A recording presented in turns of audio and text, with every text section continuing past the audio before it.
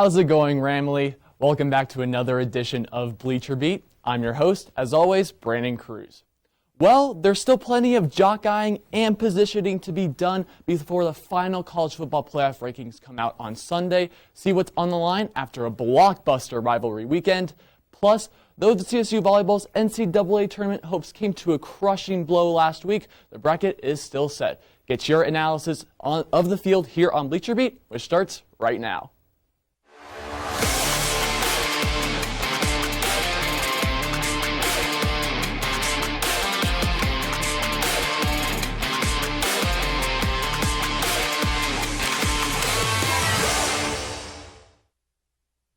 College athletics will be the theme throughout tonight's show.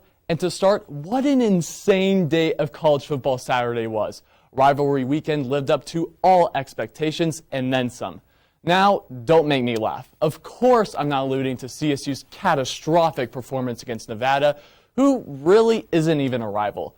No, I'm referring to the three marquee matchups that brought us a quadruple overtime thriller and two bitter rivalries.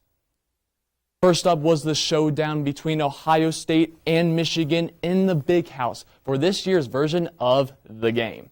The Buckeyes have totally owned the series as of late, winning 15 of the past 16 meetings, including 8 straight. And that's been the consistent knock on head coach Jim Harbaugh, who, despite having multiple 10-win seasons, can't seem to beat Ohio State. That fate was soon changed, though, as the snow fell in front of a crowd of over 110,000.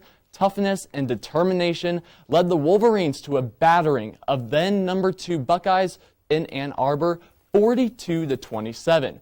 Meaning, for the first time since 2011, Michigan finally notched a W in one of the best rivalries in all of sports.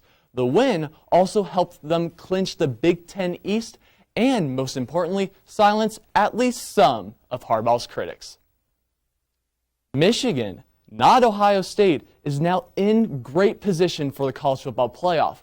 That is, if they can get past resurging Iowa this weekend in Indianapolis, who, like them, loves the running game.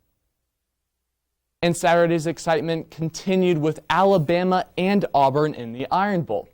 The Tigers were 20.5-point underdogs, and yet, to the surprise of many, myself included, held a 10-point lead heading into the fourth quarter and also held Bama scoreless for most of the night. But, to be expected, the third-ranked Tide came rolling back. After cashing in with a field goal, Alabama capped a game-tying 97-yard drive when QB Bryce Young found Ja'Cory Brooks streaking down the sideline with 24 seconds left in regulation. The teams then traded touchdowns and field goals in the first 2 overtimes and then delivered the scoring passes from the 3. Auburn's upset bid faded there, though, surrendering the deciding 2-point conversion to John Mechie in the 4th overtime after coming up short on their offensive possession. Man, Auburn had this game in the bag, and yet Alabama somehow survived. Of course they did. Nonetheless, what an exhilarating game. And to cap it all off, Bedlam was an absolute circus. 2 muffed punts, a safety, and a kickoff return for a touchdown all occurred in this one.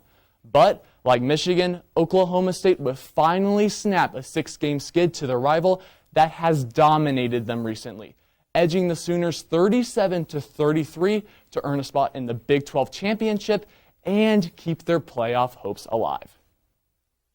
Wow, what a crazy weekend. And I didn't even mention the coaching changes at both OU and Notre Dame. So, what does all this mean? Well, let's work our way from the top. First, Alabama and Georgia play in the SEC championship game. If Alabama wins, they're in. But if they lose, they're out. Georgia is in either way. So I think Georgia will actually win this game. They've been so dominant all season long, and Alabama just hasn't looked good the past 2 outings against Arkansas and Auburn. So I've got Georgia at number 1. Number 2, Michigan. They play Iowa in the Big Ten championship game, and I expect that to be a low-scoring affair. let's be honest, Iowa's not going to blow anybody out. Their offense is way too inconsistent, and they're so limited on that side of the ball. Michigan will win this game, but it will be close. So I've got Georgia at number 1, Michigan at number 2. Then number 3 will be Cincinnati since Alabama's out. Cincinnati plays against Houston in the AAC championship at home at Cincinnati. I think Cincinnati will win that game and finish off a crazy regular season going undefeated. So that leaves one spot remaining, Oklahoma State or Notre Dame. Oklahoma State plays Baylor in the Big 12 championship game. The win against the Sooners knocked out Oklahoma, which means 2-loss Baylor will battle the Cowboys. Now, this game is very intriguing because Oklahoma State beat Baylor at the beginning of the year by 10, but that was at the beginning of the year. It's totally different this time of year. But I do think the Cowboys will be able to win, and a close one. This game will also be close. So my top 4 is Georgia. Let's see, we got Georgia, Michigan, Cincinnati, and Oklahoma State. It'll be crazy to watch those games, and it'll be just an insane weekend. College football this year has just been incredible.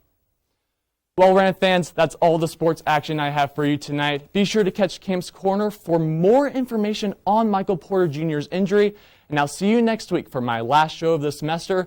Also, college volleyball does have a tournament this Thursday, so that should be interesting. But Noah Padzel will conclude tonight's show by giving you all the spice and entertainment.